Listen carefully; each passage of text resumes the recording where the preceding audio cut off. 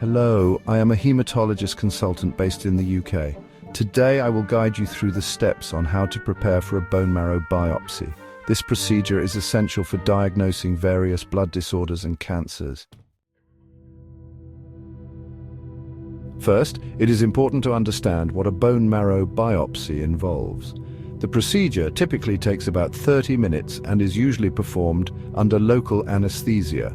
You will be awake, but the area where the needle is inserted will be numbed. Before the procedure, make sure to inform your doctor about any medications you are taking, especially blood thinners. You may need to stop taking them a few days before the biopsy. On the day of the biopsy, wear comfortable clothing and arrange for someone to drive you home afterward, as you might feel a bit sore or tired. During the procedure, try to stay as relaxed as possible. The doctor will clean the area, apply the local anesthetic, and then insert a needle to collect the bone marrow sample. You might feel some pressure, but it should not be painful. After the biopsy, keep the area clean and dry.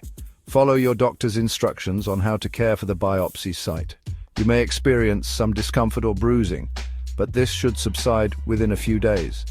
If you have any concerns or experience severe pain, contact your healthcare provider immediately. Thank you for watching. I hope this information helps you feel more prepared for your bone marrow biopsy.